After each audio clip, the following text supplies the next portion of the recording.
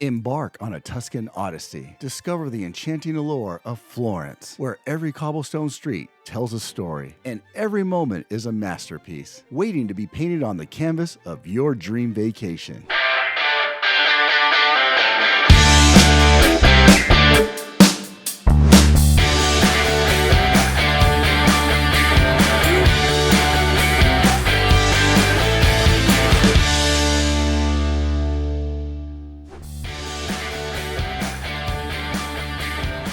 History. Florence is the capital city of the Tuscany region in Italy, boasts a rich and storied history that spans centuries. Here's a brief overview of key historical periods and events in the history of Florence. Roman foundations, 59 BC. Florence's origin traced back to the Roman times when it was established as a settlement for retired Roman soldiers in the 1st century. The city's name, Florentia, is derived from the Latin word flourishing. Medieval Florence to the 15th centuries. During the medieval period, Florence grew into a powerful and prosperous city-state. It became the center of trade and finance, and its political landscape was characterized by the rise of powerful merchant guilds. The Duomo began construction in the 13th century and became a symbol of Florence's wealth and artistic ambition. Renaissance Florence, 14th to the 16th century. Florence is often considered the birthplace of the Renaissance, a cultural and intellectual movement that profoundly influenced art, literature, and science. The Medici family, prominent patrons of the arts, played a crucial role in fostering the city's cultural renaissance. Artists like Leonardo da Vinci, Michelangelo, Botticelli flourished during this period. The Medici rule, 15th to the 18th centuries, the Medici family ruled Florence for several generations, producing notable figures like Lorenzo the Magnificent and Cosimo I. They were not only patrons of the arts, but also influential in politics. The family's influence waned in the late 17th century, leading to the end of the Medici rule. Grand Duchy of Tuscany from 1569 to 1859. Florence became part of the Grand Duchy of Tuscany, a large political entity that included other Tuscan cities. This period saw the city's decline in political prominence, but it continued to be a cultural and artistic center. The Italian unification, 19th century. In 1860, Florence became the capital of the newly unified Kingdom of Italy. Chosen for its central location, eventually Rome replaced Florence as the capital in 1861.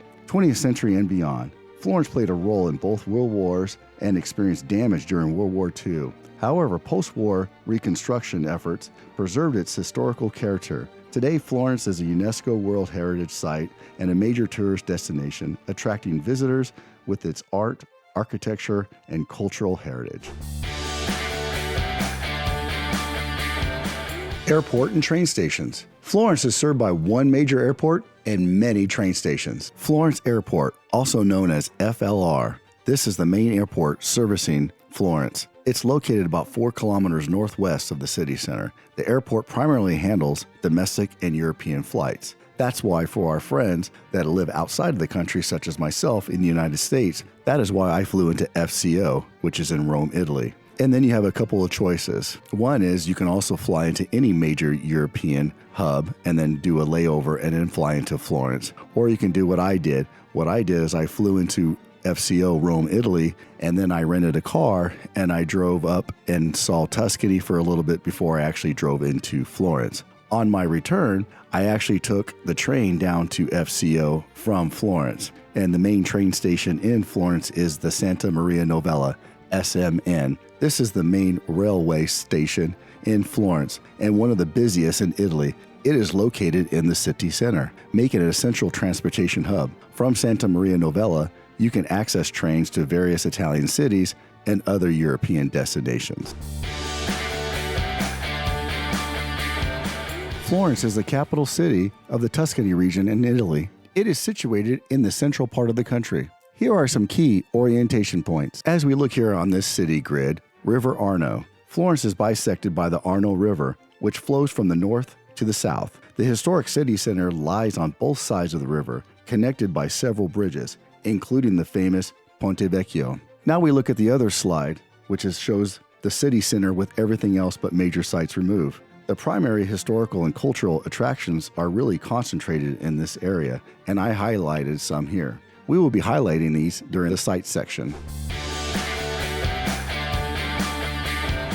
Sleeping. Florence, being a popular tourist destination, offers a variety of accommodation options, ranging from luxury hotels to budget-friendly hostels. Here are some types of accommodations you could consider when planning your stay in Florence. Hotels. Florence has a wide range of hotels catering to various budgets and preferences. You can find luxury hotels in historic buildings, charming boutique hotels, and more affordable options. Popular areas that you may want to consider staying in is around the city center. Bed and breakfasts, also known as B&Bs. Florence has numerous B&Bs that provide a more intimate and often locally immersed experience. These are often situated in historic buildings, offering a taste of Florentine life. For luxury resorts, if you're looking for a more indulgent experience, consider one of the luxury resorts located on the outskirts of Florence. These may offer spa facilities, beautiful gardens, and stunning views of the Tuscan countryside. Eating in Florence is a delightful experience, as the city is known for its rich culinary heritage. Here are some recommendations for enjoying the food scene in Florence. Try Florentine cuisine. I would recommend a couple of items. For example, the bistecca alla Florentina. Florence is famous for its T-bone steak, often seasoned with salt, pepper, olive oil, and grilled to perfection. But one side note here on meats in Europe. I reside in America, and we're just known for the American beef, and I get it. I've been to Paris a couple times, and they're famous for the filet mignon, but I just love our filet mignon so much better. Not to say that theirs is not good. It is good, but it's not that, oh my gosh, I'm in Paris and having filet mignon. And just like when I was in Florence, I wasn't, oh my God, this is great T-bone steak. It was definitely great, no doubt about it. But the American beef is so much more superior in my opinion. That's just my little side note there for my fellow Americans. Maybe they'll agree or disagree with that. And I had a chance to make some papa alla pomodoro in a cooking class. It's a hearty tomato and bread soup, perfect for comforting meals. Consider visiting local trattorias and osterias. Explore small family-run trattorias and osterias for an authentic dining experience. These establishments also serve homemade dishes and showcase the regional flavors of Tuscany. Gelato was invented in Florence. Need I say more? Want to experience the flavors of a gelato, no doubt about it. Consider going to the Central Market. The Mercato Centrale is a vibrant food market where you can find fresh produce, meats, cheeses, and more. On the upper floor, there's a food court offering a variety of local dishes. And of course, taste Tuscan wines, the vino. Florence is surrounded by renowned wine regions. Enjoy local Chianti wines and explore other Tuscan varieties. Many restaurants offer excellent wine pairings with their dishes. Panzella and other antipasti. Try panzella, a refreshing Tuscan bread salad with tomatoes, cucumbers, and basil. Additionally, explore a variety of antipasti, which are appetizers featuring cured meats, cheeses, and bruschetta. Day 1. Florence is renowned for its wealth in historical, artistic, and archaeological treasures. Here are the most famous sites in Florence. Okay, the first thing that what we're going to do is let's go ahead and change the map here so it'll be easier to see the sites. There you go. And what I did here is I broke Florence down into 3 days. Day 1 will cover the sites in black. That represents the northern part of the city. And then we'll head closer to the river on day 2 and cover the gold sections. And then on day 3, we'll cross the river and we'll cover the 2 that are down below. We'll also include the Uffizi, which is near the Arno River, highlighted here in A, and we'll cover that later on. And then at the end, we'll cover the Blue Line, which is the famous walk that connects the northern part to the midsection of Florence. So let's go ahead and dive right into day 1. And day 1, we have to highlight the Florence Cathedral, which is the Duomo. It's a masterpiece of Gothic architecture. The Florence Cathedral is known for its iconic dome design by Filippo Brunelleschi. The complex includes Giotto's Campanile bell tower and the baptistry with its famous bronze doors. Don't miss the Duomo Museum either. Number 2 is the Accademia, home to Michelangelo's famous statue of David. The Accademia Gallery is a must-visit for art enthusiasts. It also houses other sculpture by Michelangelo and the collection of Renaissance paintings. Both the Duomo and the Accademia are a must to order tickets ahead of time. And in my download of the Florence guide are hyperlinks to various tours or tickets to pre-order ahead of time to actually schedule a visit. Next is the Central Market, local market building with various eateries inside. And then you have the Medici Chapels, tombs of Florence's most powerful ruling family with Michelangelo's sculptures throughout. And the Santa Maria Novella, which houses the famous 3D painting. Day 2. The Day 2 sites, we'll go ahead and change the topography here, make it easier to see. Now we're going to cover the yellow, which is down by the river. Ponte Vecchio, a medieval stone bridge spanning the Arno River.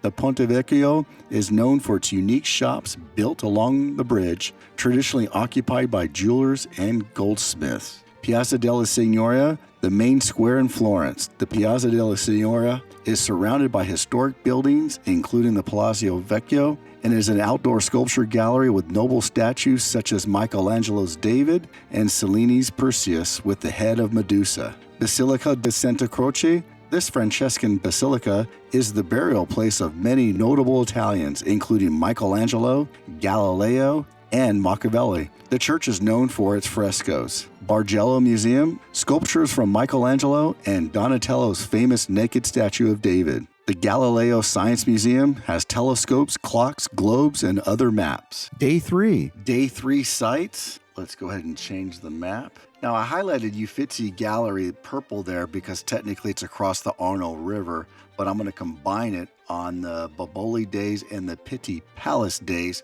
And the reason why is because the Uffizi Gallery takes roughly about 2 hours to go through there. And you also want to spend at least a couple hours, if not a half day, at Pitti in the Boboli Gardens. And so that's why I put all 3 on day 3. And of course, just like the other days, it gives you time to shop, eat, and explore and walk around and so forth. So obviously the first one that I highlight there is Uffizi Gallery. It's one of the most important art museums in the world. The Uffizi Gallery houses an extensive collection of Renaissance masterpieces, including works by Leonardo da Vinci, Michelangelo, Raphael, and Botticelli. It is an absolute must to go ahead, just like the Accademia and the Duomo, to purchase your tickets ahead of time and to reserve a viewing ahead of time. In my PDF, which you're going to download after this video, I put a hyperlink in on some of the tours that I would prefer at the Uffizi. The one I actually highlighted is the one that I took, which includes the Uffizi, Pitti, and the Boboli Gardens, all 3 with one purchase. Then you would cross the river and go to the Pitti Palace. Originally the residence of the powerful Medici family, Palazzo Pitti now houses several museums and galleries, including the Palatine Gallery and the Royal Apartments. The Boboli Gardens, adjacent to the Pitti Palace. The Boboli Gardens is a vast Renaissance garden with fountains, sculptures, and panoramic views of Florence. Okay, here we go, people. I recommend doing this walk. You can either start from the Duomo, which we're going to start today. You see my little hand up there by the A button. You can also start down to Ponte Vecchio Bridge. I recommend do this walk during the day, during the nighttime for a different experience. I'm sure you'll be traveling this path many times. And you want to take a look at the baptistry here. I supplied a video and look all around and see the Duomo. Chances are you're going to be in this area. Feel free to look around. And then you want to head south on Consalawali Street. And you see my little hand moving down slowly. And I supplied a picture there for you. And then you want to make your way down to the Republic Plaza. If you are heading down, I would just veer off to the right and actually make the Republic Plaza. It was the original home of the Roman Forum when Florence was founded over about 2,000 years ago. It's a nice 360 view, beautiful arches, and then we would make our way back down to the main road again and head south. I supplied another picture of Consalawali for you to enjoy. Continue to make your way south to the Signoria. It's a wonderful picturesque plaza, home to the Palazzo Vecchio. It is the town square. It's a lot of beautiful statues, beautiful fountain. It's a nice little area. As you can see, I supplied a video of us at night. Then you want to make your way down to the Uffizi Gallery. You'll see some statues there. And then all the way down to the Arno River. If you look to the right, and I supplied a picture, you'll see the Ponte Vecchio Bridge along with the Arno River. And if you make your way towards the Arno River, you will go through the Vasari, which is the beautiful arches. And I took a little selfie of me walking through there, and then make yourself down to the Ponte Vecchio Bridge. And here you can enjoy all the little shops, many gold and silver. I actually bought a silver ring when I was here. Absolutely enjoy this stunning view of the area. Shopping. Florence is a haven for shoppers, offering a mix of high-end designer boutiques, artisan workshops, and local markets. Here are some recommendations for shopping in Florence. Tornabuoni, known for one of its most luxurious shopping streets in Florence. Tornabuoni is lined with high-end designer stores, including Gucci, Prada, and Salvador Ferragamo. It's the place to find top Italian fashion. The Mercato, besides being a great food spot, the Mercato is also a place for shopping. Explore the ground floor for fresh produce and the first floor for gourmet food products, wines, and kitchenware. San Lorenzo Market, this bustling market near the Mercato, offers a variety of leather goods, souvenirs, clothing, and accessories. Bargaining is common, especially for leather items. Ponte Vecchio. Stroll across the Ponte Vecchio, Florence's famous bridge, where you'll find numerous jewelry shops. The bridge has a long history of housing goldsmiths and jewelers. Santa Croce Leather Market, located near the Basilica della Santa Croce. This market specializes in leather goods, including bags, jackets, and accessories. Many items are handmade and unique. The Corso. This lively street is lined with shops ranging from international brands to local boutiques. It's a great place for fashion, accessories, and casual shopping. Day trips. Florence is strategically located in the heart of Tuscany, offering a plethora of picturesque towns, vineyards, and historical sites in reach. Here are some popular day trips from Florence. Pisa, famous for the iconic Leaning Tower of Pisa. This city is just a short train ride from Florence. In addition to the Leaning Tower, explore the Piazza della Miracoli and the Cathedral of Santa Maria Assunta. Siena, known for its medieval streets and stunning Piazza del Campo. Siena is a UNESCO World Heritage Site. The Duomo de Siena, with its facade, and the Torre del San Gimignano, often referred to as the medieval Manhattan due to its iconic medieval towers. San Gimignano is a well-preserved town. Wander through its charming streets and enjoy the panoramic views of the Tuscan countryside. Chianti Region. Explore the renowned Chianti wine region, known for its vineyards and charming villages. Visit wineries for wine tastings and enjoy the scenic landscapes of rolling hills and olive groves. Cinque Terre. While Cinque Terre is a bit farther away, it's still feasible for a day trip. This UNESCO World Heritage Site comprises 5 picturesque coastal villages with colorful houses perched on cliffs. Valdorcia, this UNESCO World Heritage Site, is characterized by its stunning landscapes, including rolling hills, vineyards, and cypress trees. Visit the towns of Pienza and Montalcino, known for its wine and Pecorino cheeses. Volterra, a Tuscan town with lots of history. Walled town with alabaster workshops. Montalcino, home to Brunello wine. Cortona, perched on a hill, Cortona is known for its medieval architecture and Etruscan history. Visit the MAEC, the Museum of the Etruscan Academy, for a glimpse in the town's rich past. Lucca, enriched by Renaissance walls. Lucca is a charming city with well-preserved architecture. Rent a bike to explore the city's historic center and its unique overall shaped piazza. Tips. First, the obvious general tips. Passports. Check your passports to see if they expire over the next 6 months. Transportation and rooms. Obviously, you want to book your hotels, any flights or train tickets that you need to book ahead of time. Feel free to do so. Maybe you want to notify your bank on credit cards, international calls, download any apps that you may need. any packing you need to do, bring any adapters that you need to bring.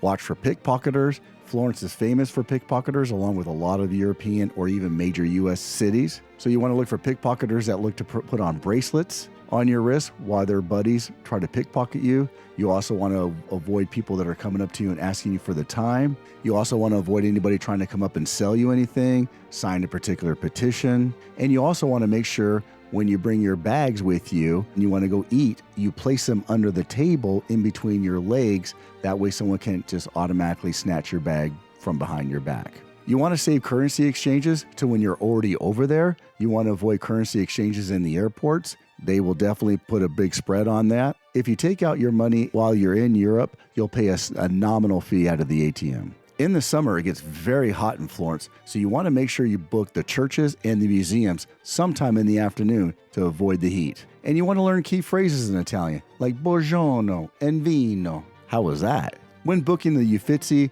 Duomo, and Accademia, you want to make sure you do this ahead of time. I know I've already covered it, but I can't stress this enough. And I just assume book all your tours and tickets ahead of time. When visiting churches, you want to make sure you're covering your shoulders and covering your knees. You want to make sure you print any tickets ahead of time that you need to, or definitely download those into your Apple Wallet. Itinerary. You want to make sure you add your agenda onto your calendars and make sure you forward them to anybody in your party. In the location field, I also recommend that you put the address in there too, so it's very easy to walk to or be driven to. Most major sites are closed on Monday, so plan accordingly. Florence is a walking city. If you plan on being in Florence the whole time, you want to avoid renting a car. I would actually say there's no need for Uber. I don't remember Uber being available there, and rarely do you need to take a taxi. I would enjoy the walks, enjoy the sights. Florence is the birthplace of gelato, so get some.